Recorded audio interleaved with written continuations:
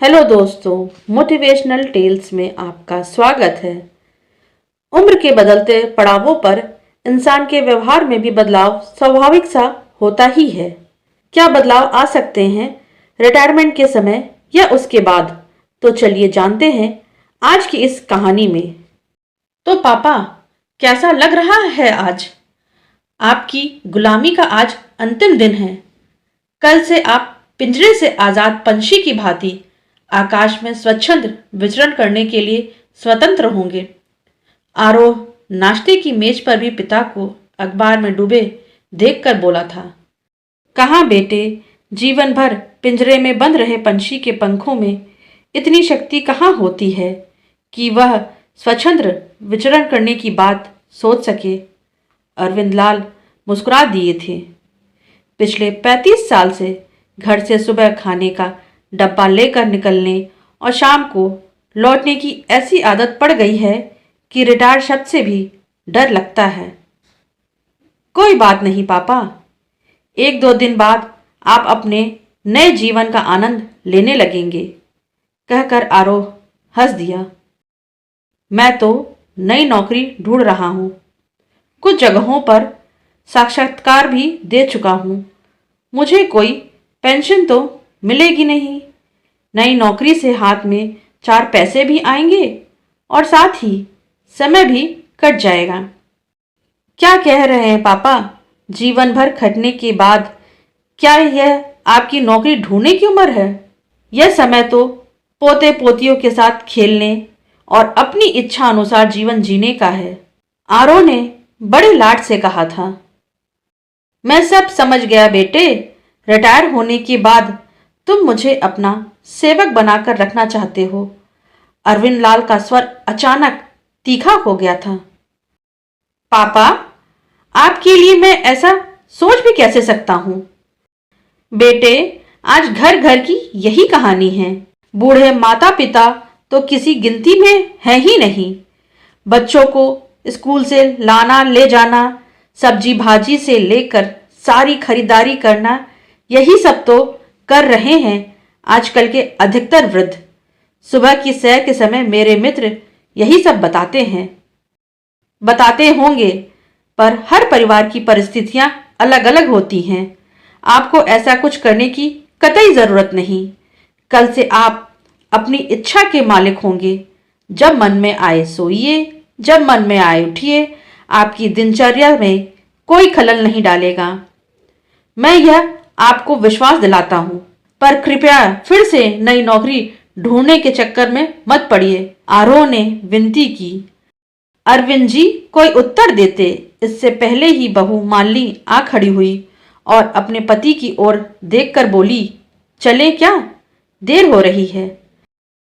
हाँ चलो, मुझे भी आज जल्दी पहुंचना है। अच्छा पापा, फिर शाम को मिलते हैं। आरोह उठ खड़ा हुआ।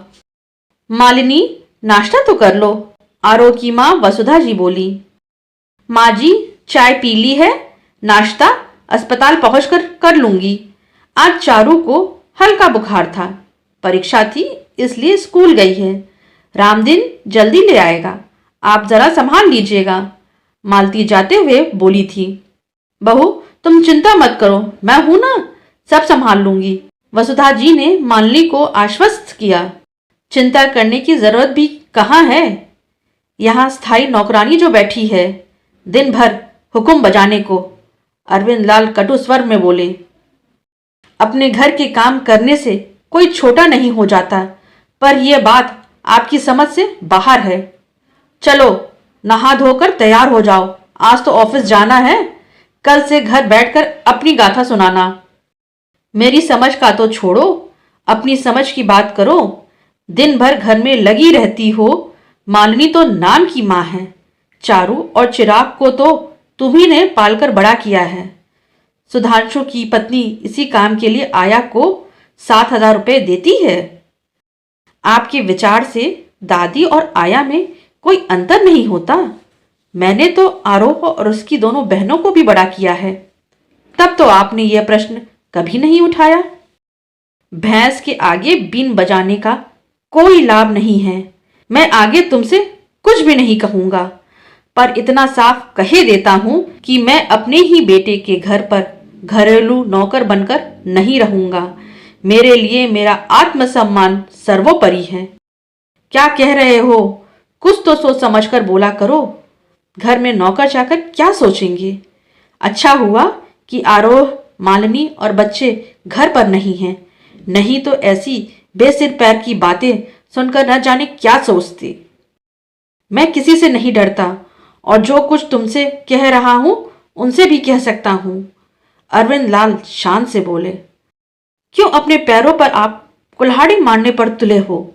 याद करो वह दिन जब हम पैसे पैसे को तरसते थे। तब एक दिन आपने बड़ी शान से कहा था कि चाहे आपको कुछ भी करना पड़े पर आप आरोह को क्लर्की नहीं करने देंगे, उसे आप डॉक्टर बनाएंगे। हाँ तो क्या बनाया नहीं उसे डॉक्टर? उन दिनों हमने कितनी तंगी से दिन गुजारे, यह क्या तुम नहीं जानती? जानती हूं, मैं सब जानती हूं, पर कई बार माता पिता लाख प्रयत्न करे तब भी संतान कुछ नहीं करती। लेकिन अपना आरोह तो लाखों में एक है। अपने पैरों पर खड़े होते ही उसने आपकी जिम्मेदारियों का भार अपने कंधों पर ले लिया। नीना और निधि दोनों बहनों के विवाह में उसने कर्ज लेकर आपकी सहायता की, वरना उन दोनों के लिए अच्छे घर वर जुटा पाना आपके वश की बात न थी। वसुधा जी धारा प्रवाह बोले जा रही थी। तुम्हें तो पुत्र मोह ने अंधा बना दिया है। अपनी बहनों के प्रति उसका कुछ कर्तव्य था या नहीं? उनके विवाह में सहायता करके उसने अपने कर्तव्यों का पालन किया है और कुछ नहीं। परिवार के सदस्य एक दूसरे के लिए इतना भी ना करें तो एक साथ रहने का अर्थ क्या है? आरोह ने जब इस कोठी को खरीदने की इच्छा जाहिर की थी तो हम चुपचाप अपना 2 कमरों का मकान बेचकर उसके साथ रहने आ गए थे। वह भी तब जब उसने आधी कोठी आपके नाम करवा दी थी। वह सब मैंने अपने लिए नहीं, तुम्हारे लिए किया था। आजकल की संतान का क्या भरोसा, कब कह दे कि हमारे घर से बाहर निकल जाओ। अरविंद जी अपनी अकड़ में थे। समझ में नहीं आ रहा कि आपको कैसे समझाऊं। पता नहीं इतनी करवाहट कहां से आ गई है आपके मन में। कड़वाहट? यह कड़वाहट नहीं है, आत्मसम्मान की लड़ाई है। माना तुम्हारा आरोह बहुत प्रसिद्ध डॉक्टर हो गया है, दोनों पति पत्नी मिलकर खूब पैसा कमा रहे हैं, पर वे मुझे नीचा दिखाएं या अपने रुतबे का रौब दिखाएं तो मैं यह सह नहीं पाऊंगा। कौन आपको नीचा दिखा रहा है? पता नहीं आपने अपने दिमाग में यह कैसी कुंठा पाल ली है और दिन भर न जाने क्या क्या सोचते रहते हो। वसुधा का स्वर अनचाहे भर्रा गया था। चलो बहस छोड़ो, मेरा सूट ले आओ। आज मेरा विदाई समारोह है, सूट पहनकर जाऊंगा। अरविंद लाल तैयार होकर दफ्तर चले गए, पर वसुधा को सोच में डुबोकर छोड़ गए। कुछ दिनों से अपने पति अरविंद लाल का हाल देखकर वसुधा का दिल बैठा जा रहा था। जितनी देर वे घर में रहते एक ही राग अलापते कि अपने आत्मसम्मान की रक्षा के लिए अपनी जान की बाजी लगा देंगे। फूल मालाओं और उपहारों से लदे अरविंद जी को दफ्तर की गाड़ी छोड़ गई थी। उनके अफसरों ने भी उनकी प्रशंसा के पुल बांध दिए थे। घर आते ही उन्होंने चारों ओर चिराग के गले में फूल मालाएं डाल दी थीं और प्रसन्नता से झूमते हुए देर तक वसुधा को विदाई समारोह का हाल सुनाते रहे थे। दादाजी घूमने चलो ना, आइसक्रीम खाएंगे। उन्हें अच्छे मूड में देखकर बच्चे जिद करने लगे थे। कहीं नहीं जाना है, चारू को बुखार है। वैसे भी आइसक्रीम खाने के लिए कहीं जाने की आवश्यकता नहीं है, फ्रिज में ढेरों आइसक्रीम पड़ी है। वसुधा जी ने दोनों बच्चों को समझाया था। ठीक कहती हो, अरविंद जी बोले, बच्चों को कल घुमाने ले चलेंगे, आज मैं बहुत थक गया हूं। वसुधा एक प्याली चाय पिला दो, फिर कुछ देर आराम करूंगा, कल नई पारी की शुरुआत जो करनी है। वसुधा के मन में सैकड़ों प्रश्न बादल की तरह उमड़ घुमड़ रहे थे कि वो किस दूसरी पारी की बात कर रहे हैं। कुछ पूछकर फिर से वे घर की शांति को भंग नहीं करना चाहती थी इसलिए चुपचाप चाय बनाकर ले आई। अगले दिन अरविंद जी रोज की तरह तैयार होकर घर से चले तो वसुधा स्वयं को रोक नहीं सकी। टोकना आवश्यक था, शुभ कार्य के लिए जा रहा था, अब तो काम शायद ही बने। अरविंद जी झल्ला गए थे। मुझे लगा कि आज आप घर पर ही विश्राम करेंगे। आप 2 मिनट रुकिए, अभी आपके लिए टिफिन तैयार करती हूँ। जाने दो, मैं फल आदि खाकर काम चला लूंगा, मुझे देर हो रही है। अरविंद जी अपनी ही धुन में थे। पापा कहाँ गए? नाश्ते की मेज पर आरोह पूछ बैठा था। वे तो रोज की तरह घर से निकल गए। कह रहे थे कि किसी आवश्यक कार्य के लिए जाना है, वसुधा ने बताया।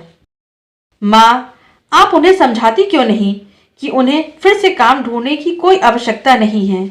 35 वर्ष तक उन्होंने कार्य किया है, अब जब कुछ आराम करने का समय आया तो फिर से काम ढूंढने निकल पड़े। क्या कहूँ बेटे, मैं तो इन्हें समझा समझा कर थक गई हूँ। सुबह की सैर पर साथ जाने वाले मित्रों ने इनके मन में यह बात अच्छी तरह बिठा दी है कि अब घर में उनको कोई नहीं पूछेगा। बात बात में यही कहते हैं कि अपने आत्मसम्मान पर आंच नहीं आने देंगे। उनके आत्मसम्मान पर चोट करने का प्रश्न ही कहाँ है माँ। घर में आराम से रहें, अपनी इच्छा अनुसार जीवन जिए। इस विषय पर बहुत कहासुनी हो चुकी है। मैंने तो अब किसी प्रकार की बहस न करने का निर्णय लिया है, पर मन ही मन मैं बुरी तरह डर गई हूँ। इसमें डरने की क्या बात है माँ? इस तरह तनाव में रहे तो अपनी सेहत चौपट कर लेंगे। वसुधा जी रो पड़ी थी। चिंता मत करो माँ, सेवानिवृत्ति के समय कई लोग इस तरह के तनाव के शिकार हो जाते हैं, आरोह ने माँ को समझाया। अरविंद जी दोपहर को घर आए तो देखा आरोह खाने की मेज पर अपनी माँ से कुछ बातें कर रहा था। माँ बेटे के बीच क्या कानाफूसी हो रही है? मेरे विरुद्ध कोई साजिश तो नहीं हो रही? वे थके होने पर भी मुस्कुराए थे। हो तो रही है, हम सबको आपसे बड़ी शिकायत है। आरोह मुस्कुराया। ऐसा क्या कर दिया मैंने? कल आपका विदाई समारोह था, आप सब परिवार आमंत्रित थे, पर आप अकेले ही चले गए, माँ तक को नहीं ले गए, हमसे तो पूछा तक नहीं। क्या कह रहे हो आरोह? इन्हें सब परिवार बुलाया गया था? वसुधा चौंक कर बोली। पूछ लो ना, पापा सामने ही तो बैठे हैं। मुझे तो इनके सहकर्मी मनोज ने आज सुबह अस्पताल आने पर बताया। इन्हें हमारी भावनाओं की चिंता ही कहाँ है? वसुधा नाराज हो उठी थी। बात यह नहीं है भाई, मुझे लगा आरोह और मालिनी इतने नामी ग्रामी चिकित्सक हैं, वे मुझ जैसे मामूली क्लर्क के विदाई समारोह में क्यों आएंगे? वसुधा सदा पूजा पाठ और चारों और चिरायु के साथ व्यस्त रहती है, इसलिए मैं किसी से कुछ कहे सुने बिना अकेले ही चला गया था। यद्यपि हमारे यहाँ विदाई समारोह में सपरिवार जाने की परंपरा है। अरविंद जी क्षमा याचनापूर्ण स्वर में बोले थे।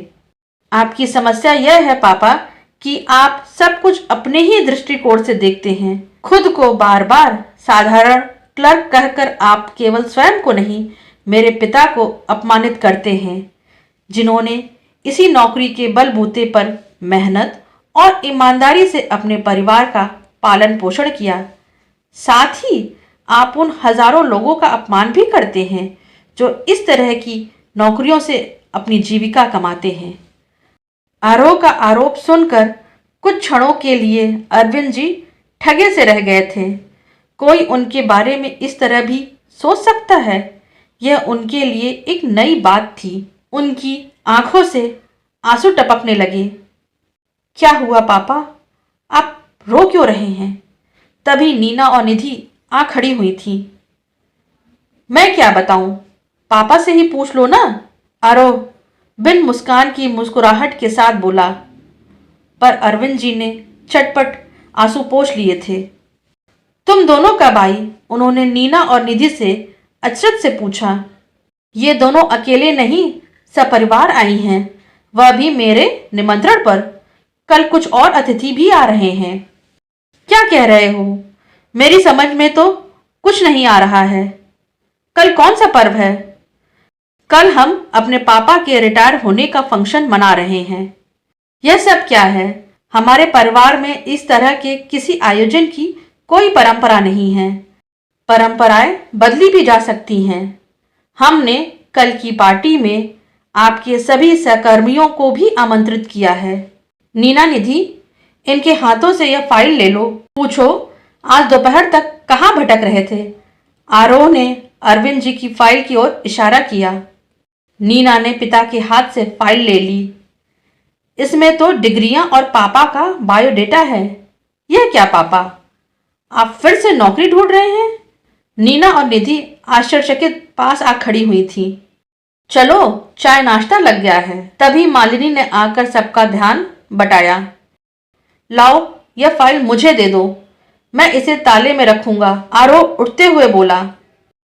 चलो उठो, हाथ मुंह धो लो, सब चाय पर प्रतीक्षा कर रहे हैं। वसुधा जी ने भरे गले से कहा। इतना सब हो गया और तुमने मुझे हवा भी लगने नहीं दी। अरविंद जी ने उल्हाना देते हुए पत्नी से कहा। मुझे भी कहाँ पता था। मुझे तो कोई भी कुछ बताता ही नहीं, न तुम न तुम्हारे बच्चे। पर मेरे आत्मसम्मान की चिंता किसे है भला? वसुधा नाटकीय अंदाज में बोली थी। अरविंद बाबू सोचते रह गए थे। वसुधा शायद ठीक कह रही थी। परिवार की धुरी है वह, पर कभी किसी बात का रोना नहीं रोया। ये तो केवल वही थे जो आत्मसम्मान के नाम पर इतने आत्म केंद्रित हो गए थे कि कोई दूसरा नजर ही नहीं आता था। न जाने मन में कैसी कुंठाएं पाल ली थी उन्होंने। दोस्तों, आज की स्टोरी अच्छी लगी हो तो इसे लाइक करिए, शेयर करिए। चैनल पर नए हो तो सब्सक्राइब करना बिल्कुल मत भूलें। Thanks for listening.